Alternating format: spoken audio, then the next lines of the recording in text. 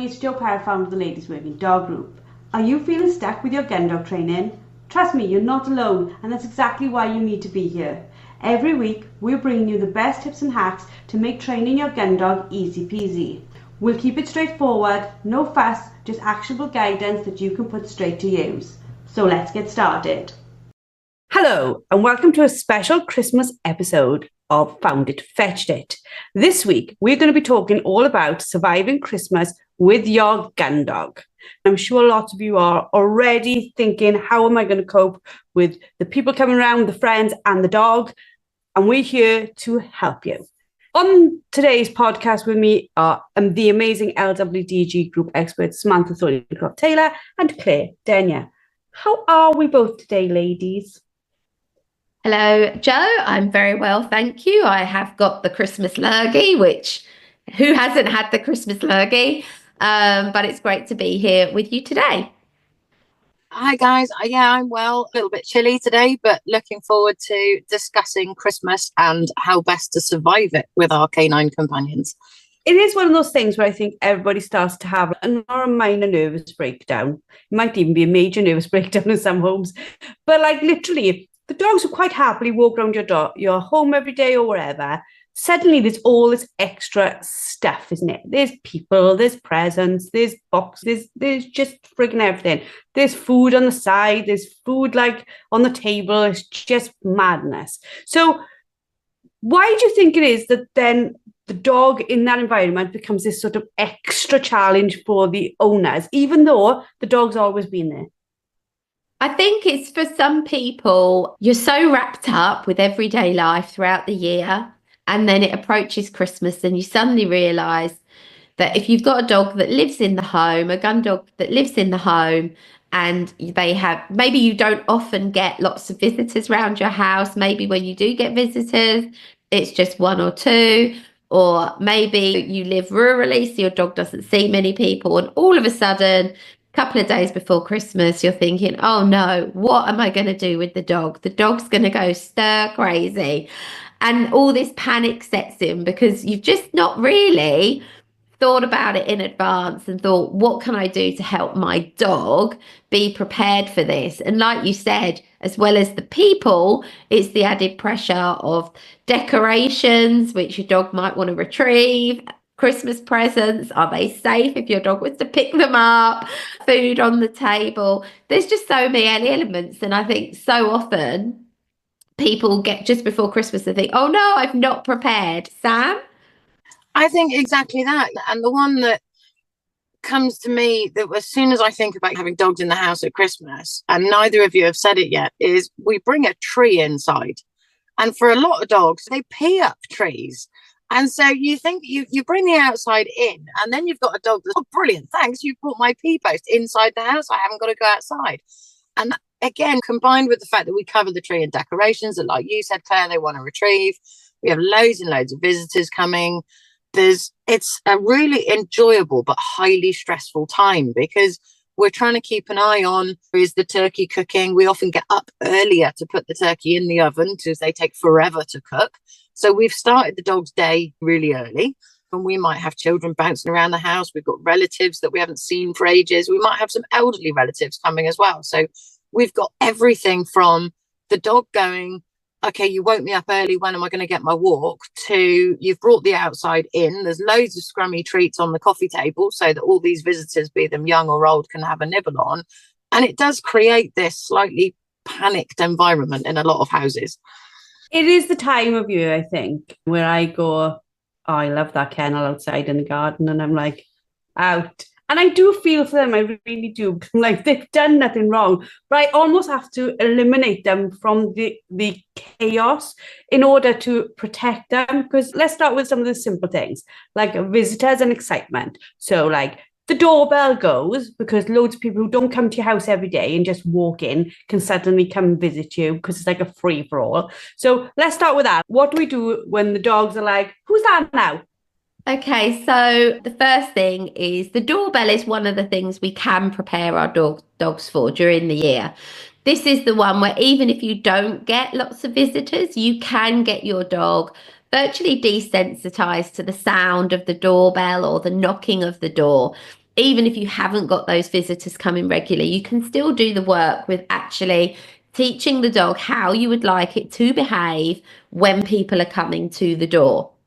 Now, you will get real life practice of that as well, but setting that scene as often as you can throughout the year, help your dog think this isn't abnormal. This isn't a thing that has surprised me.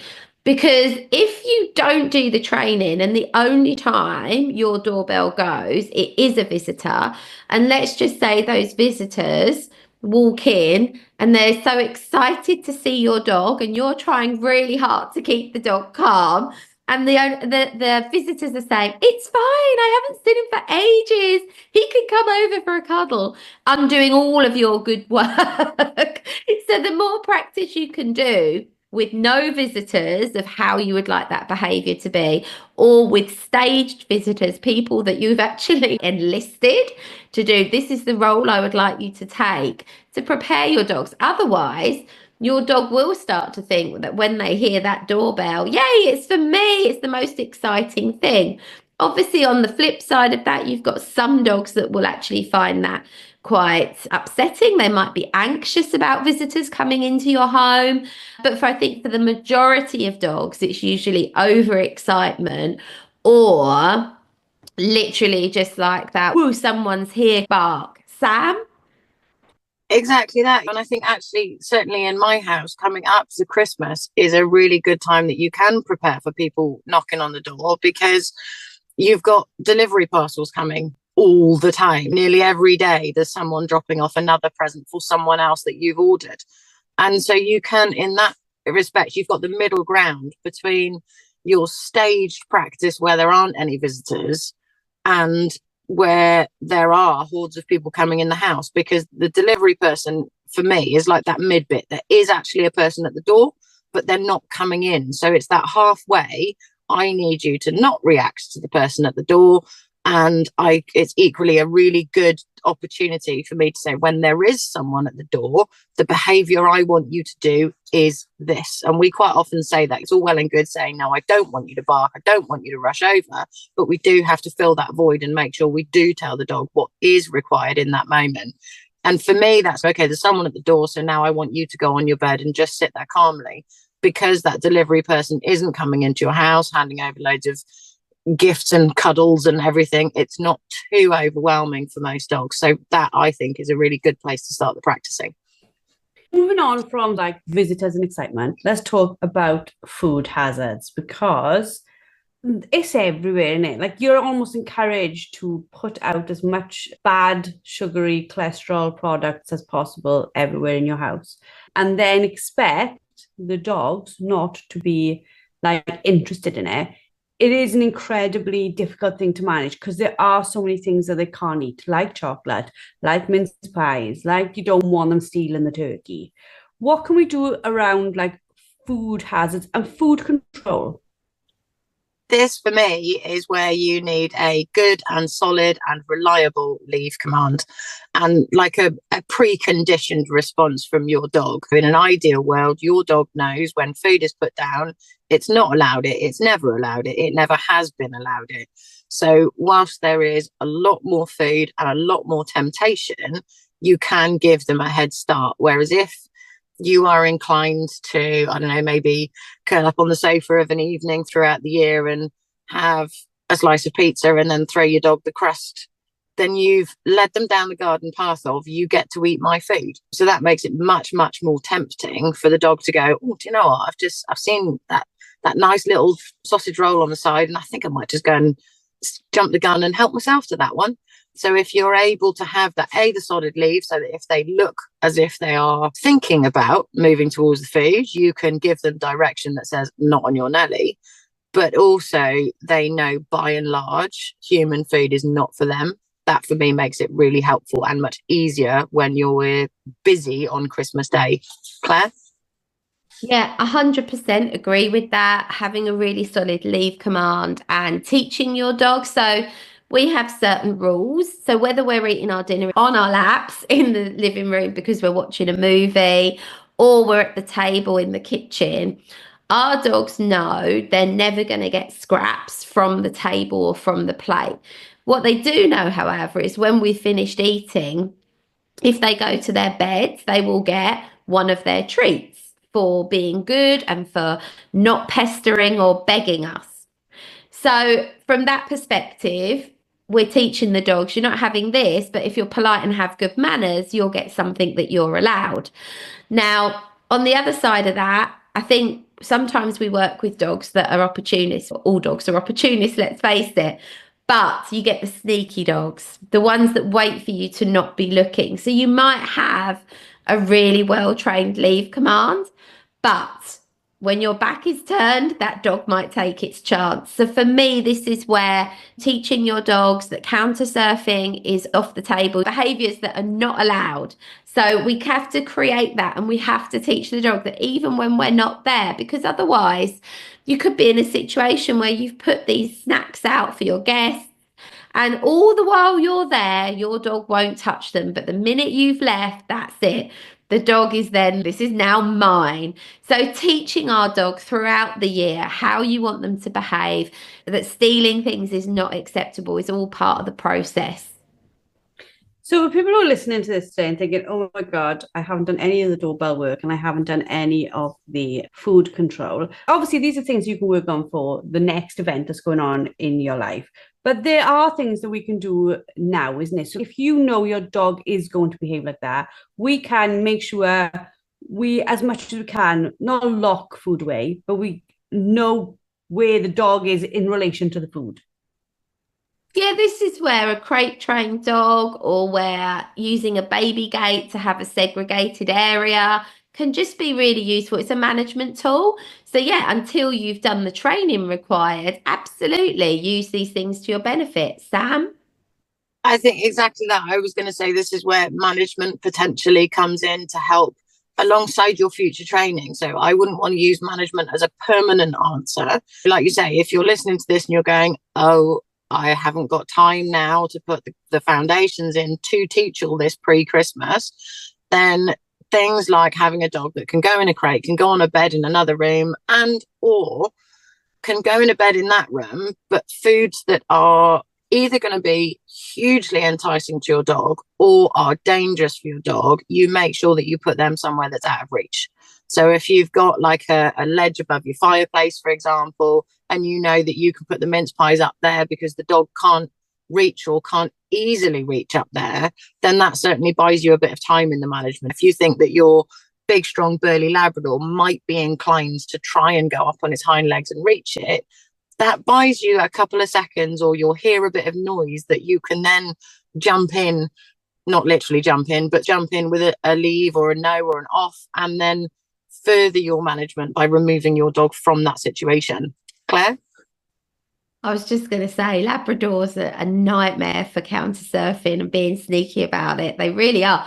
And the problem is, like them and other large dogs, they are tall enough that they can be so sneaky. Like literally, like they can just walk along past the kitchen surface and their nose is almost there already. So yeah, if you've got Spaniels, I suppose they might jump on it. But definitely Labs are so sneaky with that sort of thing. You're like laughing with this now. Our spaniels don't go anywhere near the surfaces, like they're really good. But that little thing we bought, who was allowed to sit on a chair, my husband told me not to let her. I was like, no, he's so cute. He looks like a teddy bear. Let him sit at the table. Let's like invite him to tea. He now, oh my God, grabs things off the table and throws them down on the floor. So then the spaniels are like, fair game, I can retrieve. And it's like, you're all helping each other. It's like something out of a film. But yeah, you're absolutely right. We caused the problem in the beginning in allowing the dog, the little dog, to sit up by the table. So it's because he's allowed to sit on the chair while we have food, he now takes advantage of that little bit of space we gave him. So we gave him an inch. He's absolutely, without doubt, taking miles. That's made me chuckle quite a lot, what you just said, Joe. I actually know somebody who's got a little chihuahua and the chihuahua will get up on a chair and then move across there to get on the table in their kitchen. Like, the dog is so sneaky. They're too clever for their own good, but when they bring in the other two in as accomplices, it's like, what? How do I train for this? I remember train the little dog not to go up there in the first place. They are really canny things. And I think that, again, is where if we look at a dog having a chain of behavior for everything it does, if you see it jump up onto the chair, then it has, going back to your chihuahua, Claire, it jumps on the chair. So at that point, the dog is already at step 2 or 3 of that chain of behavior with its intention to get on the table. So if you can interrupt that behavior when it's on the chair or just before it gets on the chair, then you've got a much, much stronger chance of success rather than waiting for it to be on the table, or in your case, Jo, rather than waiting for it to throw the food down to the spaniels, because at that point everyone goes, well, it's on the floor now, like you say, fair game. I haven't nicked it from the table. He gave it to me, and that's all right, thanks. I think the best part from that was when Rex was retrieving his, like those headphone things, the really tidy ones with really high quality sound. Rex were running around with them, and he was like, I was like, nobody can see my movements now, but he wasn't happy. But yeah, talking about things they can pick up and take around and do what they want, let's talk about like the tree of temptation. So like your baubles, the gifts. Like we could now, our kids are old enough, we could put the gifts under the tree, but we didn't because the psychopathic little dog. What sort of can we do about the tree? And Sam, I'd not even thought about the peeing on the tree that you just brought up. That's like an extra level. Now I've got visions of people's dogs peeing on the gifts under the tree, and I'm like, this could all go incredibly wrong. Before we say about the pee, I'm just going to say, a few years ago, John and I bought some really beautiful country like Christmas decorations, and they were big cones, but these big cones had like little head of an animal on the top. They sound creepy, but they weren't creepy. They were really cute. So there was a mouse, a hedgehog, and something else. One mysteriously disappeared, never to be found again. Now we think Dude did something with it, because Dude kept pulling them off the tree and walking around the house with them. And we were like, where has it gone? We took basically that year when we emptied the tree, we were missing one of these cone decorations. We searched the house high and low. We never found it. But for literally weeks, we kept on finding him just walking around the house carrying these things because they were like really big, and he just was obsessed by them. So we will never find out what happened to one of those cone hedgehogs. It vanished. Anyway, Sam, any ideas on the pee? Yeah, so I think it comes down to a mix of management and training. And all my clients that I've spoken to that have said, I'm about to bring a tree into the house, what do I do? Be it because the dog is interested in the decorations or anything else, I will always say to them, from the minute you bring that tree in the house, teach the dog it is nothing to do with it. Almost go on, not on the defensive, but right from day dot. No, I don't want you near the tree. Okay, now I've put decorations on it. I still don't want you near the tree. Make sure that when the tree comes in the house, you have just let your dog out for a wee. That would be a really helpful tip, so they're not desperate to go. And the same with the presents underneath. It's just not yours. It's completely off the table. It's non-negotiable. Don't go near it. And with the gifts under the tree, obviously, you don't know what gifts you might have been bought, so you don't know if it contains something that might be harmful for your dogs. So I think it's the best all-round advice is teach your dog it's not allowed anywhere near it. And again, interrupt any thoughts that the dog is having. When you see that intention, even if you don't know exactly what that intention is, make sure that your dog understands in a clear, concise, but fair way, it's not yours. Claire? So yeah, so the peeing on the tree thing, here's the thing. I just think some dogs, specifically male dogs, some male dogs are more prone to wanting to pee on random stuff than others.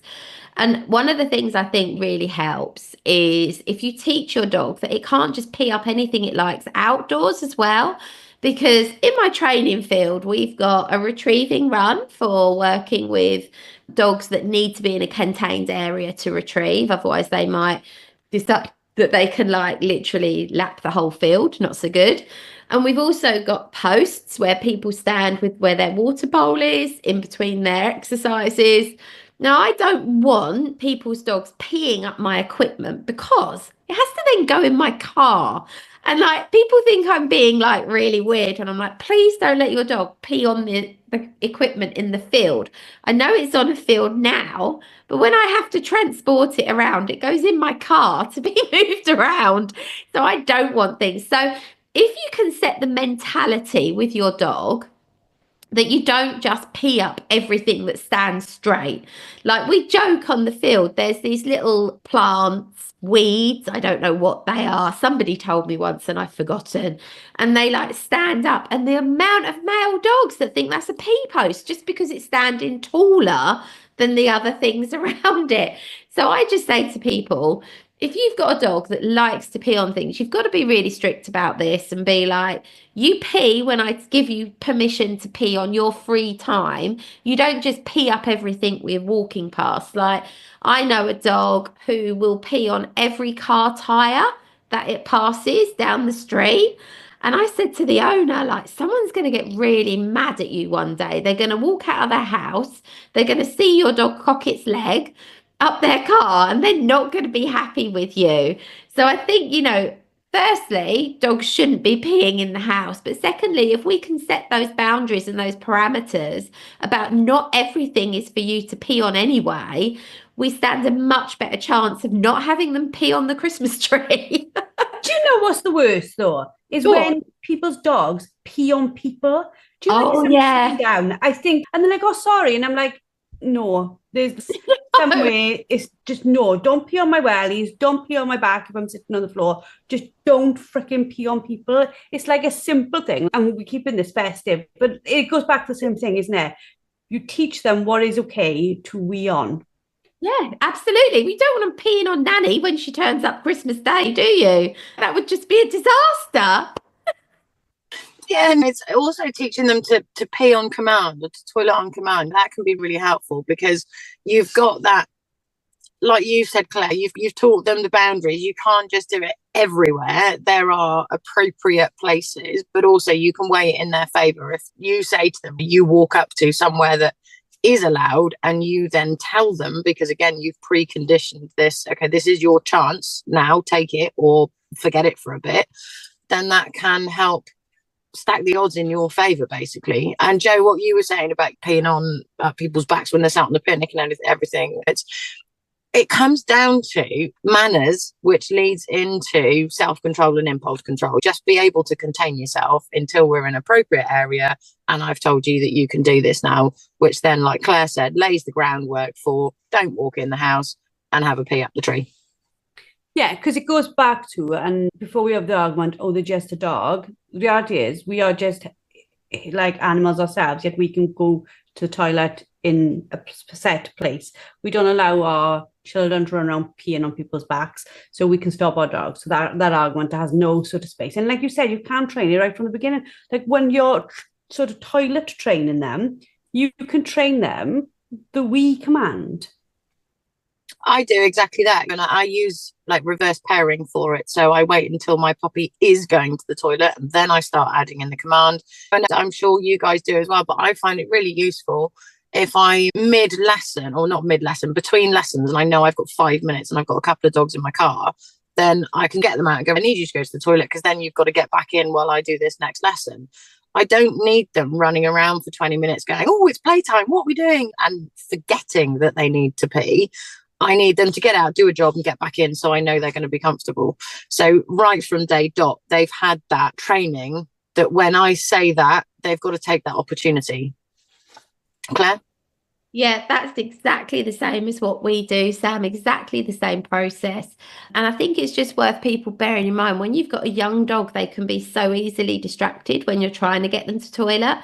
Like at the minute, because of Jeannie has obviously had a few months where she's not been able to be a normal dog with the other dogs. At the moment, she gets very distracted. We can't let her out for her toilet breaks with Rose and Dude because she gets too excited that she's with Dude and Rose, completely forgets that she was meant to be going to the toilet.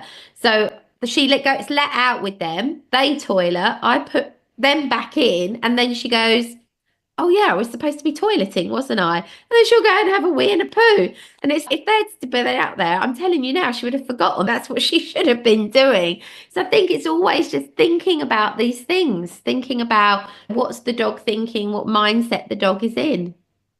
The last thing I want to touch on today's podcast is around overwhelm for dogs, because like we've talked about loads of like fun stuff and silly stuff and loads of like things that happen at Christmas. But we do have this sort of space where we've got dogs that can't cope with what's going on. What are your thoughts there? How can we deal with the overwhelm? Like, how do we notice our dog is stressed? And like, how do we make sure we take them out and protect them in that situation? For me, I think that's where knowing your dog's individual body language is really helpful, but also being aware of how they cope with things normally and being prepared to give them a quieter, safe place for them just to go and relax. We know, particularly with puppies, we know they need a lot of sleep. And if you've just got a puppy coming into the start of winter, it's still going to be quite young. There's going to be an awful lot going on for it. So if you've got a room that you can say to your visitors, look, just as much as you can, stay out of this room. The dog will come in and out. But when I notice the dog getting a little bit pacey or a little bit jumpy or a little bit excitable or even a little bit withdrawn, then I'm going to put my dog away for his own benefit. And you need to, it's a very strong way of putting it, but protect and shield it from your visitors, particularly if you've got all your family coming around and they've got young kids as well. They're inclined to want to play with the dog, play with the puppy. And I think it's really important to be a really good advocate for your dog and say, enough. I'm just going to separate you now. Dog needs some downtime. Children need to calm down. A bit like when you've got children, you see them rough playing with each other and you think to yourself, in a minute, someone's going to get hurt. It's a very similar thing when you've got dogs in the house and you can just see the signs that lead up to it. And you think, in a minute, things are going to go wrong. If you've had that thought, remove them from the situation. Give them that calm, quiet time to just reflect and relax and properly sleep. Yeah, I wholeheartedly agree, Sam. And I've got a big birthday coming up later this month. I'm going to be 50. And John was like, do you want to invite a few of your close friends round for an open house? And I said no for like weeks. I was like, no, I'm not doing it because I didn't feel it was fair on Jeannie. Dude and Rose would be in their element, but obviously Jeannie's been through a lot this year. She's had major surgery. She's been in recovery. She was very fearful of strangers for a long time because of the pain, and she's coming good. But I said, oh, it's not fair on Jeannie to have that amount of people coming into our home, into her safe space. I don't think we're quite ready yet. But John was like, it will be fine. We have been preparing her. We have been working hard with her, and we will create a safe space where she can be. And I was like, no. Anyway, I have relented now, and I've said, okay, as long as we prepare a room where she can go, and when she wants to come and meet people, she can come and meet people. But if she's overwhelmed and struggling at all, she will have that safe space to be. And I think too often we as humans can get really hung up on what we want out of life. And to such a degree, we always talk about how we have to train the dog to fit in with our lives. And yeah, we do have to do that, but that's a massive big ask, actually. And especially when the dog maybe has had trauma or they have had anxiety problems or whatever like that, you have to consider the dog in this to be fair to the dog. So yeah, so that's what we've had to do. So it's actually the first time we've had a dog where that's had to be a thing, where we're like, oh, how do we create that? Because all our other dogs have always been like, hi, stranger, hello. Oh, yeah, you're dull. See you later. And they're gone. Whereas with her, I've wanted to think a lot deeper about, is it fair? How do I prepare her? How can we ensure she has this space to be? And so, yeah, it's something people should think about. I don't think people should just expect their dog to deal with completely out of the normal situations because it's a celebratory day for us. Does that make sense? Absolutely, it makes sense in that. And I wholeheartedly agree. You have to, in all situations, be it inside your house or outside your house, you have to be able to advocate for your dog and its being. But I think also on Christmas Day, we always say, and I wholeheartedly agree, that your dog shouldn't be pestering you to go for a walk because it's 4 o'clock and it has a walk at 4 o'clock every single day. We've had a lot of storms lately, and my dogs didn't get walks every day when we had the storms because I wanted to keep them safe. So we played in different ways. They got their needs met. We just didn't go for a busy walk in a woodland when we were going to have a tree potentially fall on our head.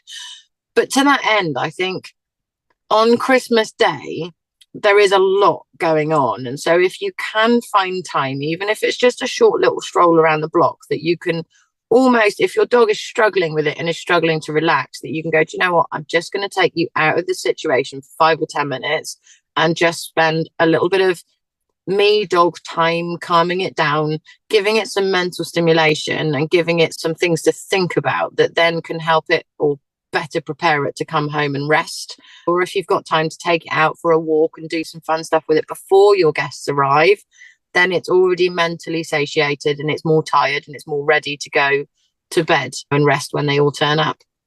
For me personally, I like the big busy days to a certain extent, but I also I did it on my wedding day, and after the wedding breakfast and before the evening party, I went and took all my dogs for a walk because I personally needed some time where I wasn't with humans all the time. I just needed to go, okay, and relax, and then went back and joined the party. And I think for a lot of dogs, that's the same on things like Christmas Day. Does that make any sense? Yeah, absolutely. And I think, like, as much as we put in place boundaries for people, and we can say to people, leave the dog alone now. I have no issue with myself saying that to somebody who's in my home. We need to do it for ourselves as well. Like, we're talking about protecting the dogs, protecting ourselves. Like, I have no issues at all. And the kids, like, give me the worst looks. But I will say to the kids, we're doing something like lunchtime, and I'm like, by 8 o'clock, I am going to have had enough. So if you don't live in the house, it'll be time to go home. And they're like, Mom. And I'm like, no, I just know I'm going to need some time where I don't have to speak, and I don't have to be think, and I don't have to be the hostess, and I don't have to do all those things. And as much as some people will look at that and think, oh my God, what a dreadful person, I also think that makes me a better person on then Boxing Day and the next day, because I've balanced it out a little bit. And that's what we're talking about here, isn't it? It's balancing how much time the dog has to have his space invaded too, because the dog does live there. Yeah, 100%. And it is so important to consider that in everything. Fabulous. So now you all know that I am absolutely the Grinch as we go into 2025. I want to wrap up by saying to everybody, Christmas is one meal, it's one day. Have fun, enjoy it, but don't let it become a stressful challenge for you and for your dogs either. Your gun dog doesn't need a perfect Christmas. It just needs somewhere to go and chill out and not to be overexcited by everybody else and everything that they're doing. And with a little bit of preparation, a bit of patience, and doing what the amazing experts have told you to do today, you will sail through it. Remember, keep it calm, keep it festive, and we look forward to speaking to you all in the new year. Have a very fabulous Christmas. That's it for today's episode. A massive thank you for tuning in. Don't forget to head over to the LWDG and sign up for our membership. Get access to expert-led training, a wonderfully supportive community, and the resources you need to become a confident and skilled gun dog trainer. Let's take this journey together, because no woman should have to train her gun dog alone. We'll see you all next week.